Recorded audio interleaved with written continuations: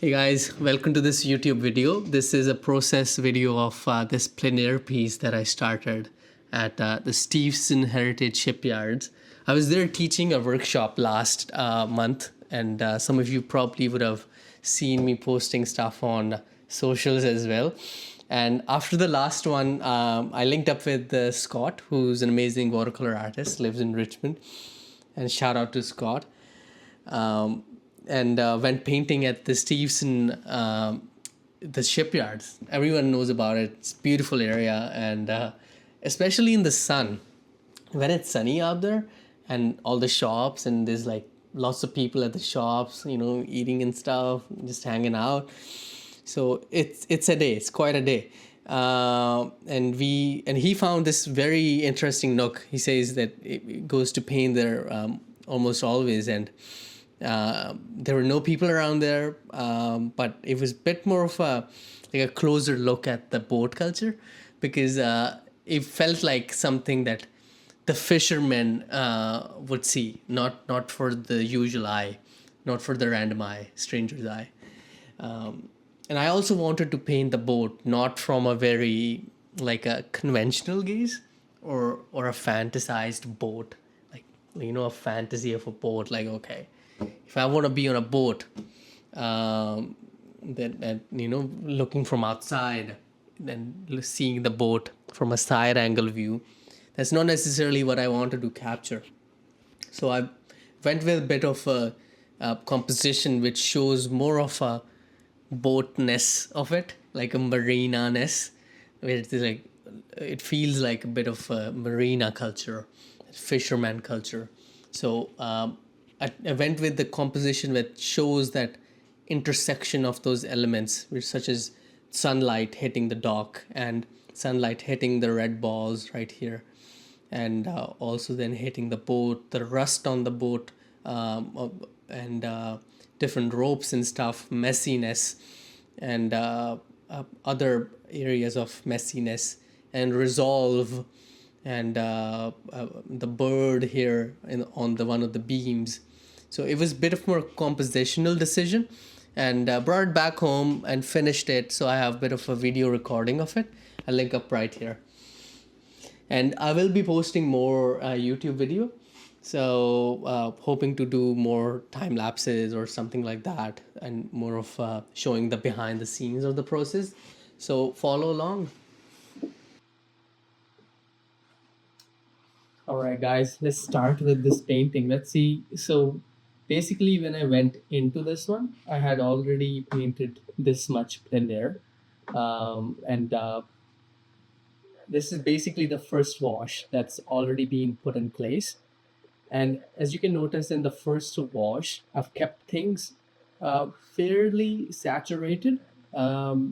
Even even the layer of the watercolor was very light. It was very thin, but still I've kept tried to keep some good saturation around different areas.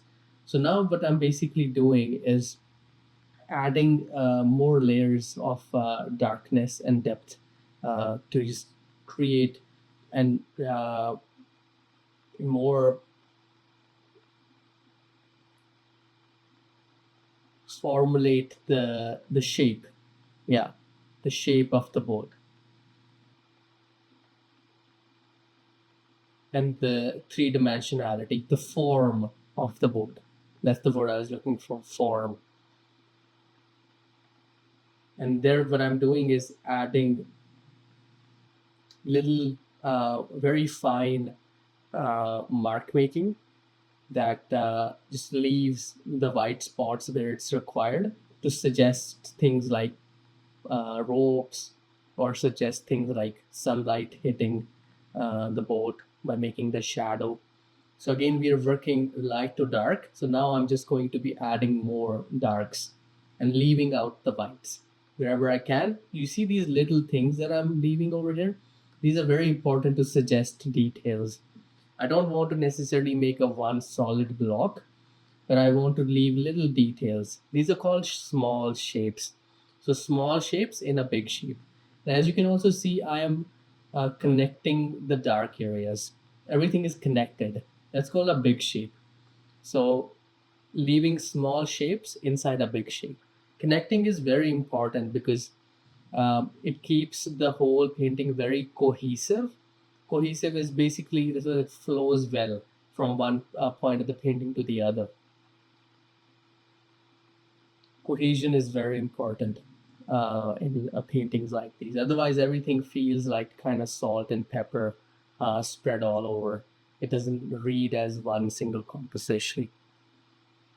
So keeping that kind of vision in mind is very important. Here I'm adding a little bit more details, but I'm keeping in mind that the main focus is not these details.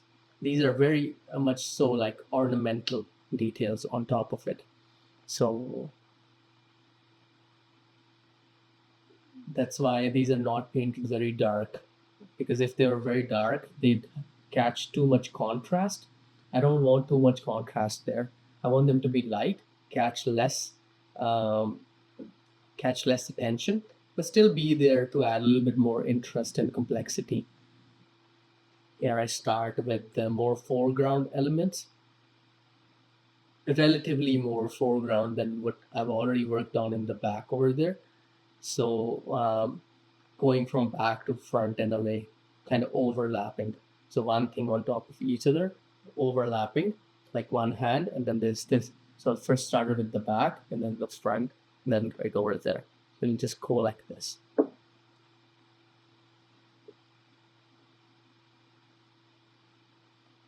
Yeah, see, using the side of the brush, that was important there to get that scratchy feel over there. And it's a flat one as well. I think it's a flat brush. No? With a very chiseled edge. Chiseled means the very pointy edge of the flat, which helps me get very thin mark making. They're very versatile brushes that way. So here switching between kind of a milk consistency of my color there, the paint, and thinning it out sometimes to get more transparent washes. I think I'm using ultramarine blue mixed with a little bit of permanent red and a little bit of, I think, a little bit of burnt sienna to get this. I may have added a little bit gouache as well to increase the opacity of it, but not too much. Here, what's very important is that I'm connecting everything. Everything is connected in one shape, as you can see. It doesn't feel very, so many different shapes. It feels like one shape, which is just a bit more abstract and obscure. But once it's complete and once it fits in with the other things, it'll read as realistic. The same shape, I've extended it down now, but at this time, this shape is now a bit more darker here at this place to suggest the underneath the roof, darkness underneath the roof. Adding a little bit of warm touches in with the blue, this creates very nice variety in the darks. Variety is very important. Yeah, a little bit of I think magenta and ultramarine, and then a little bit of yellow, ochre, and stuff in the blue to create warmth. There you go. That creates nice variety. When you look out in the nature, you'll see there's so much variety going on always.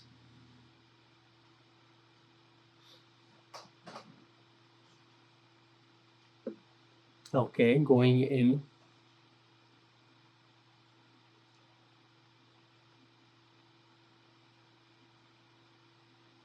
The same shape is now extended down below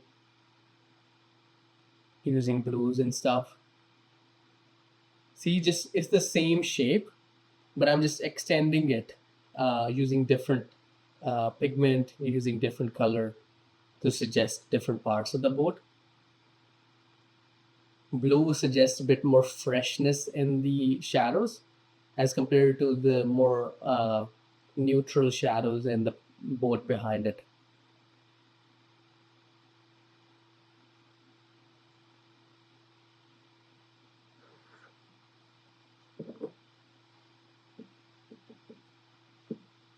I'll be doing the YouTube thumbnail side by side.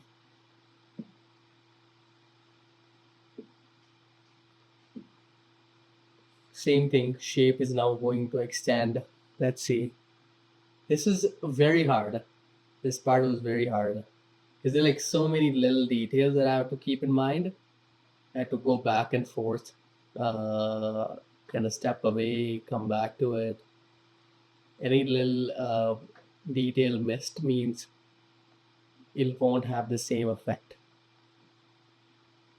So see how I left that edge of the rope out? Yeah, that's just to suggest that there's something over there. Like to leave the whites out. There I'm trying to also leave out the whites in those red balloons. So I can add more red over there. Add a bit more darks. Eventually, see, it starts coming together now when I add a little bit more darks. This is again ultramarine blue, a little bit of a permanent red. Lifting.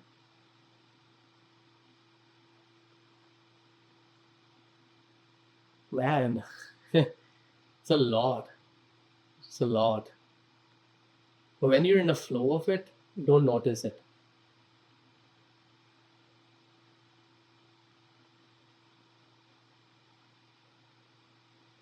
Yeah, there goes the water, all connected in, all interconnected with the boat.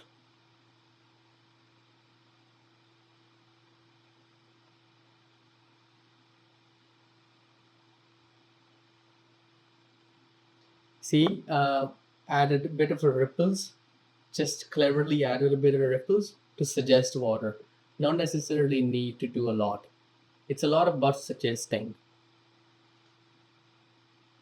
But extended the same shape. Didn't start a new shape. The same shape extended in there. Adding a little bit more details in the ripples with some light. I think I've added a little bit gouache in there. Yeah. Lovely. See, even just that suggests the water. There you go. Already it's making sense. Like the whole painting. I wish I could have just maybe stopped there. Because it's already making sense.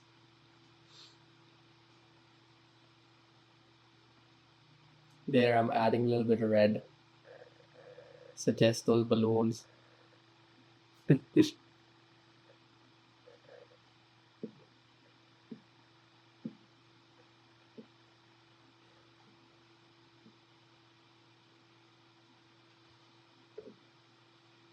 Oh, that head.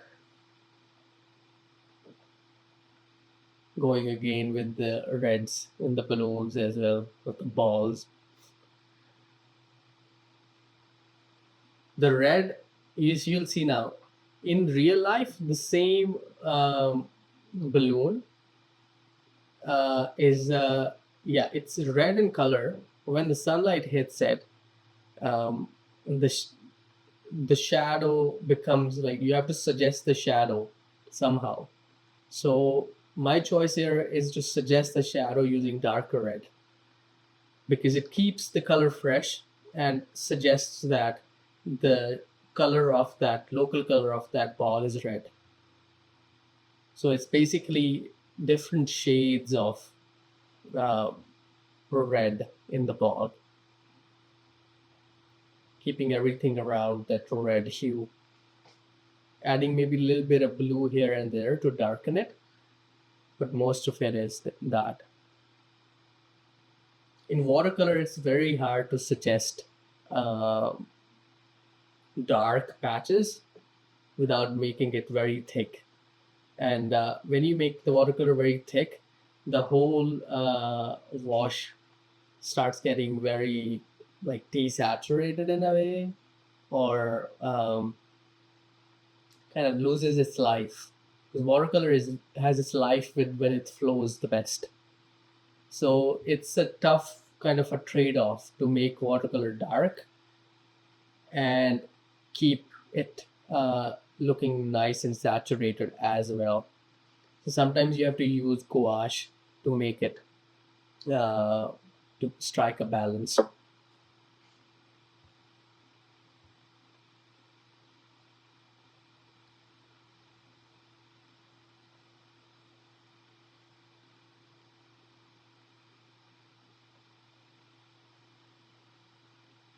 Adding in the ropes and stuff.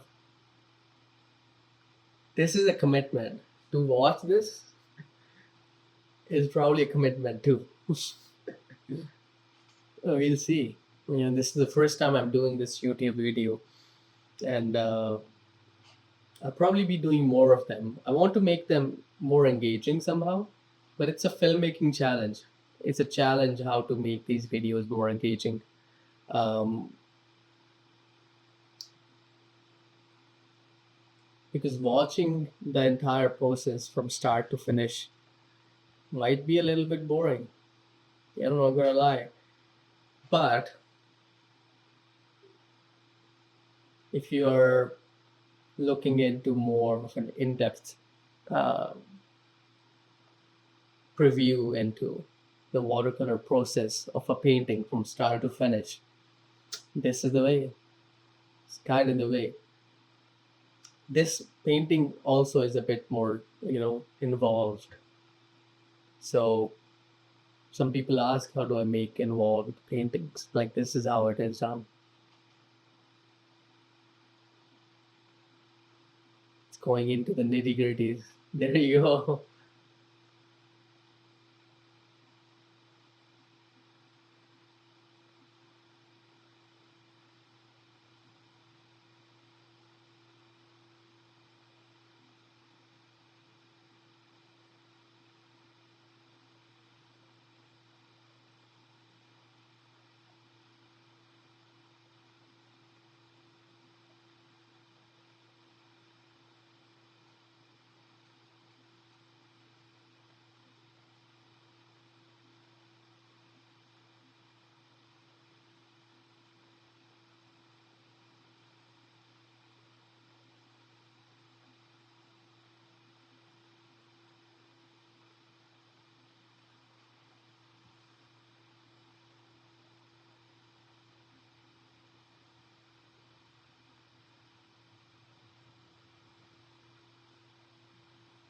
Here now working at the boat in the foreground. Cousin came in, popped in by to explain that I'm doing painting. These things.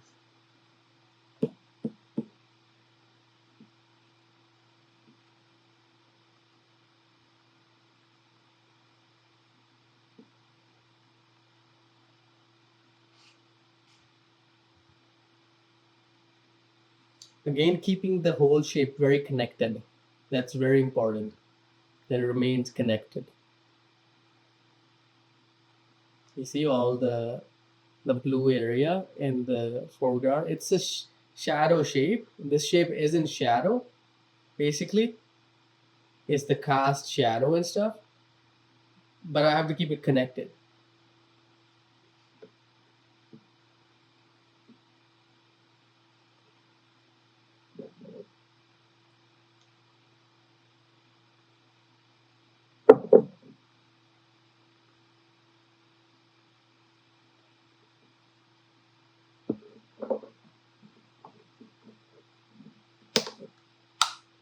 Now going in with a bit more darks. There was some sort of canister, like a garbage bin there. So what I've done is like suggested the curve slightly. There's a little bit of curve. You just suggest that a little bit. That just gives off the form of that uh, garbage bin. We kept it connected and suggested the edges of the garbage bin, especially in the shadows, with a little bit of subtle changes in the wash. You can see there's a little bit of a violet, and then the violet changes into more blue, where the garbage bin is. So that just suggests it. Now just soften the edges here a little bit. That kind of adds a new nice effect. A rope. Adding in the ropes like this is very exciting. Like when it comes to adding these little things, as you can see, I've also put a little bit of a shadow behind the rope, the cast shadow.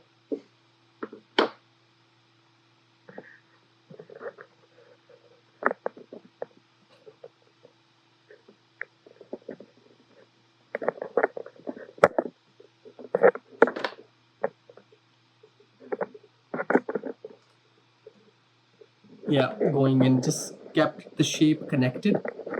It's a connected shape.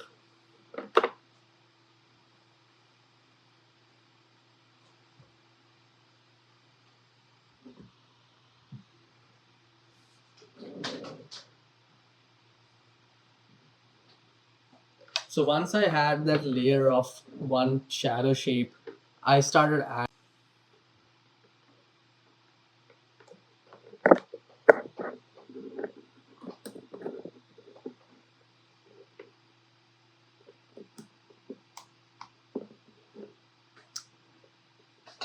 these darks, and you see this edge of the hull of I think it's called a hull, right? Something like that, of the boat. It kind of suggests that it's like there's something deep on the other end. Adding a bit more those rope mark making here. I was re-wetting the whole area because I'm gonna add probably a little bit of dimensions to that. Yeah, there you go. So adding more soft touches. There you go. On the top, you see it's a soft touch. Must have been some sort of area that required soft touches.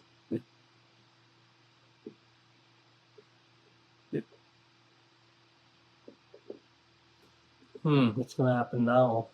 Now, like, it's going to be interesting how I tackle that texture on the hull of the boat, because this is a rust texture. A lot of people ask, like, how do we get that rust feeling vibe? And you'll also see how we tackle the bright reds, how to make the balls, those red balls, pop out even more with the reddishness.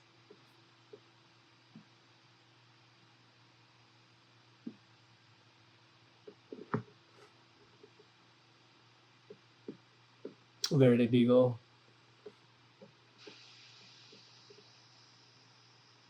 It's mixed in a little bit of a magenta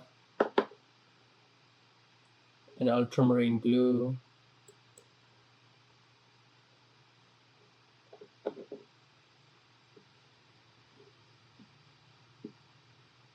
There you go. Started on the top, added a very light wash first, and bringing it down.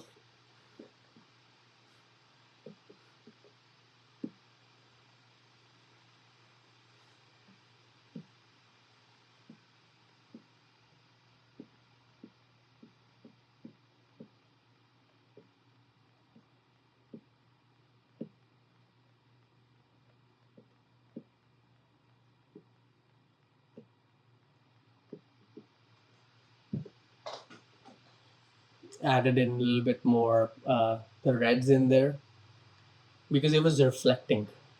The light was bouncing off from those balls onto the hull.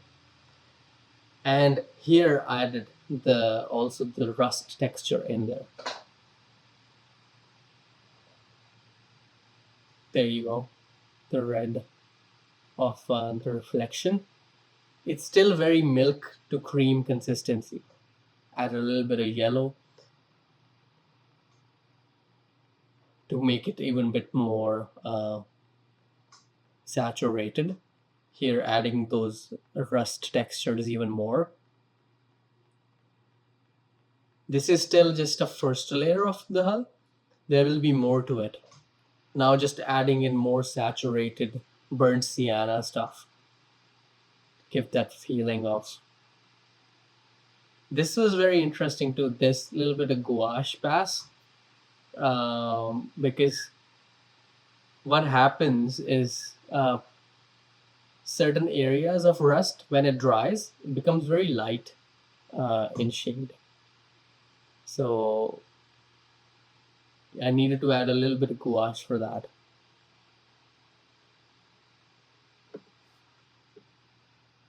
Going in with the shadows.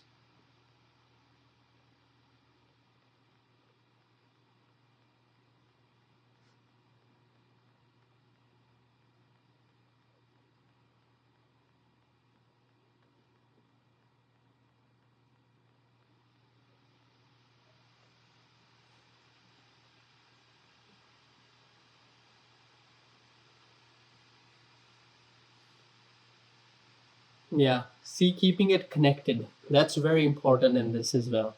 Keep it connected. Keep those shadow shapes connected. And this is also another, it's very kind of light consistency, tea, almost tea-like consistency of watercolor. So I can see the warm layer of the, uh, so I can see the warm layer of the first wash on this, what is it called? The dock.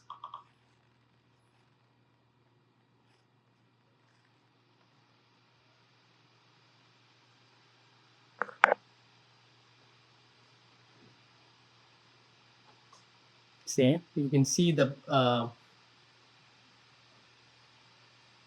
what's going on in the back behind, like, so overlaps when it's transparent layers and kind of overlaps. The blue overlaps the yellow. You can see both at the same time. Creates a very interesting real life like uh, situation where when shadow hits like something that's lit by sun, you can see like something that's underneath the shadow as well. So it's a very interesting combination that happens. You're adding a little bit more dark edges to suggest extra boundary, uh, give it a bit more extra emphasis on the edges, separates the light shape from the dark shape, makes it more striking. How sun feels to be so striking when it hits something uh, that's dark and in the shadow. So going in here, adding a bit more light shadows, as if suggesting that this shadow is coming from something is further apart. Because if when something is further apart and it's causing a shadow, the shadow becomes weaker. That's because there's more atmospheric light that can uh, coming from atmosphere, the environment. Then that light uh, makes that shadow lighter. That's how you suggest different kind of variations in your shadows as well. That's the same thing what happened in the back side of it as well.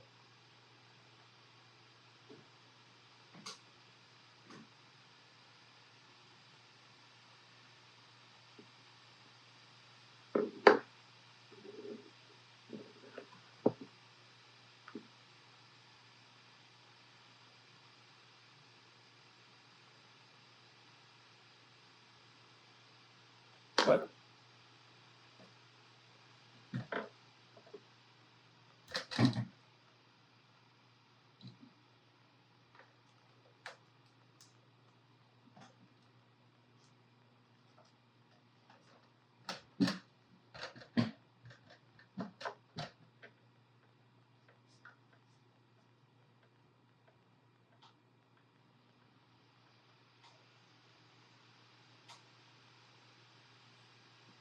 there we go with the adding the reds in the balloons.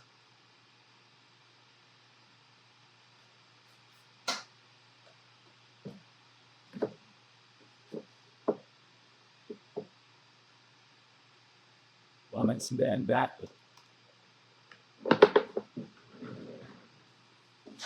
Okay.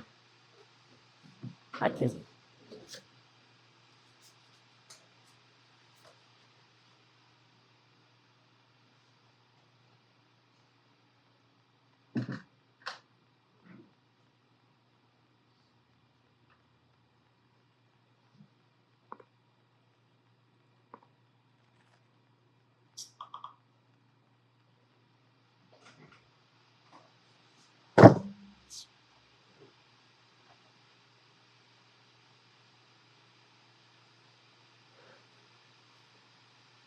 I'm tired of that.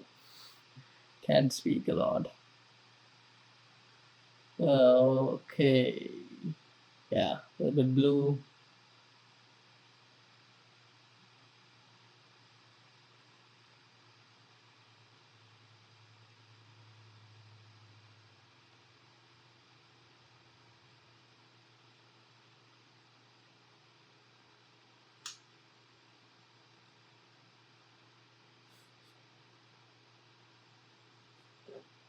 More blue. What is happening? When did it do that? Okay.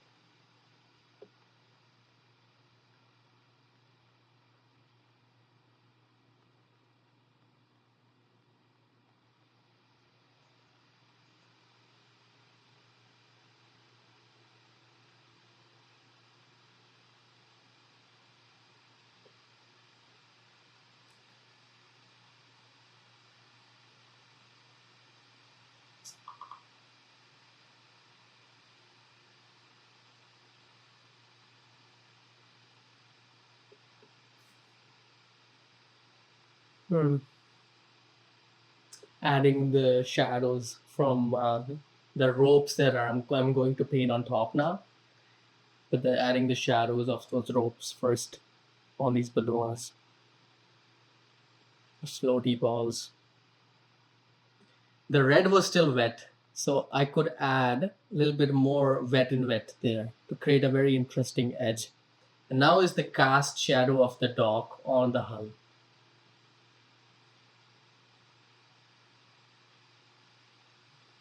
Very dark, rich dark over there.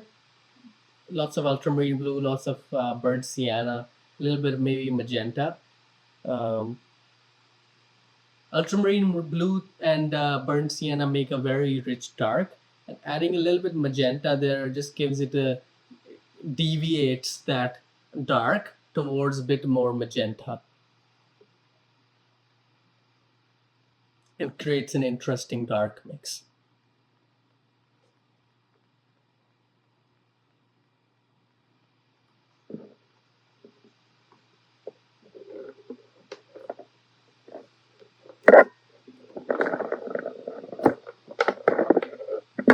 It was probably like a 3 to 4 hour session. Quite a bit uh, of work went into it that I've condensed into 45 minutes or something.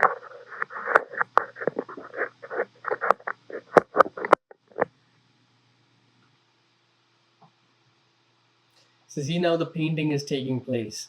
It's like the whole thing is coming in together.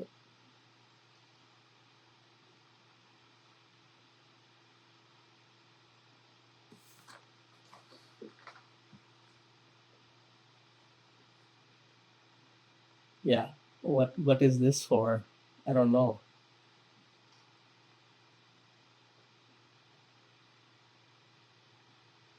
Adding a little bit dark. Okay. Edges of the cast shadow. Careful around the floaty balls. See, added that very interesting light edge to the cast shadow, just to create a bit more of that effect of bounced light. There's always like bounced light inside the shadow shape.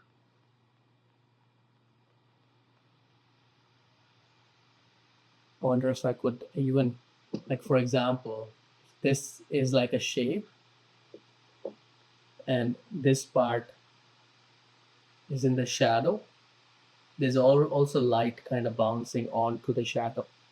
That makes the shadow shape a little bit lighter. Let's say I put this white piece of paper here. You see this light shadow, how it lightens the whole shadow shape. That's what's happening over there as well.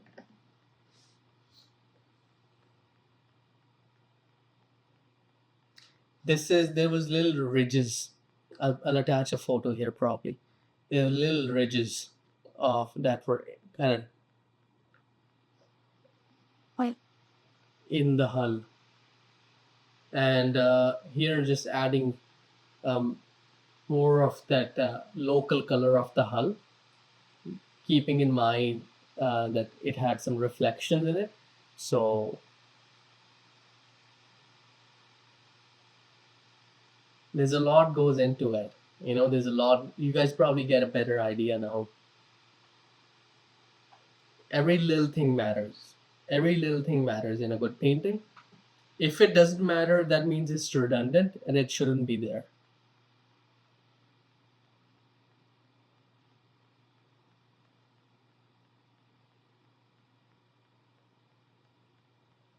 It was a fun day there painting with Scott, though. He was just painting right behind me. Oh my god, these are making sense now. Like, you see how added a little bit more darks. Now it started making sense over there. Yeah. You'll see it'll come together. Yeah, it'll come together for sure. It's just a matter of time, because painting when it's in progress, sometimes it's hard to kind of predict where it's going to go until the last pieces are finally there. But it was a fun day.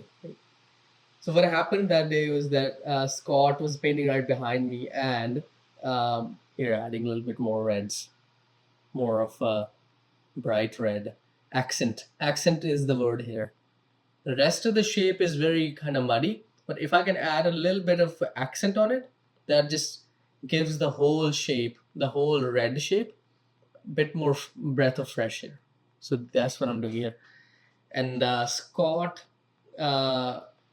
dropped his brush between one of the crevices of the what is it called, the dock, the crevices of the dock. It was an expensive brush, and he dropped it in there. It was in a Skoda, probably over $100, about squirrel hairbrush or something. And he was devastated the whole time. Like, I dropped my brush, expensive brush. And then we were like, when we packed up and about to go back home, we were like, let's look one more time. Maybe it didn't drop into the water. Maybe it's out there, just between the crevices somewhere. First, we thought it had gone into the water. So we kind of lost hope and stuff. But then, right before we were going out, I saw through the crevice, the brush was right there. I was like, Scott, here's your brush. And they're like, how do we get it out? Because can't reach it there. So there was a pipe around there, and I found a pipe, and we were like, maybe we can scoop it out with the pipe. And you guys won't believe it, it worked. I'll drop a picture over there, and we saved the brush, and Scott was happy. It's just little things that kind of sometimes matter.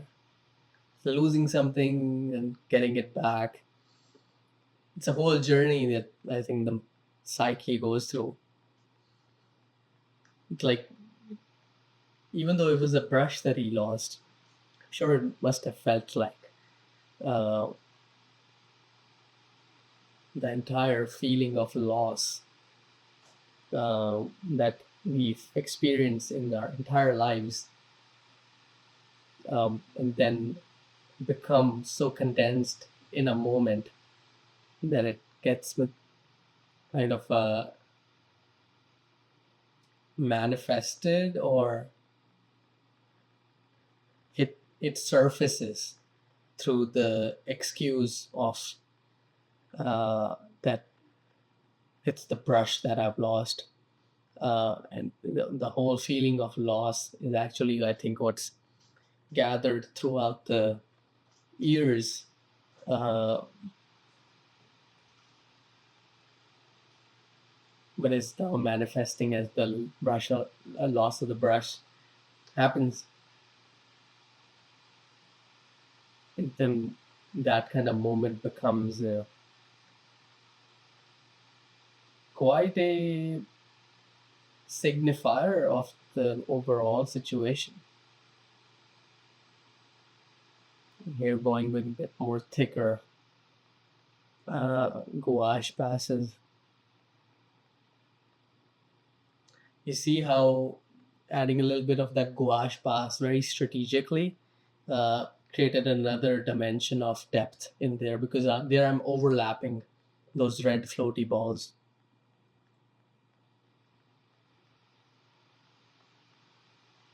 But then we found it, and it was good. It was good. Because equally as the moments of loss get condensed into a moment, condensed, it was the word. Then the moments of discovery also get condensed into that moment. When you discover something, it's like as a child discovering pebbles on the beach, shells, or discovering some interesting rocks. And slowly we discover more things. It's just the same feeling, I think, it's being chased of that initial discovery. And it felt good. Discovered something good. I think that's what I'm also kind of chasing when I'm painting. That sense of discovery of something novel, something new, some excitement. Something new happens. Let it happen. That's why it's so important to let new things happen through the painting. I didn't expect the painting to come out like this. It was a challenge. I was nervous when I started it. But slowly I kind of went through the whole journey of painting, and I I was more afraid, and more afraid and more afraid as I went into it, because anything can go wrong. But as like it starts coming to this situation right now, I start gaining my confidence. Be like, huh, seems like it's working. It's kind of that. Then the peak is the starts that there's a journey towards happiness. It starts peaking slowly as the painting comes to an end. These are very cherishable moments when a painting starts to come towards a nice end. I don't like everything about it, but there's so many things to celebrate in it. So many things to celebrate in it. That black mark, I had so much pleasure when I was putting that in. That wasn't there in the scene. I had to invent it to balance the whole painting out. And I had such a fun time putting it over there. That black mark. Why you'd ask me why did I put it there? Because it kind of balances everything compositionally. There's a little bit of a it balances as a weight. There's weight to that black mark that balances with the weight on the bottom. Here I peel the tape. Ta-da! This is it. This is it, guys. Now, thanks for riding along. It's a journey. And yeah, follow along for more stuff like this. I think I'll be improving the production quality and make it less boring for the next ones. Until then, hasta la vista.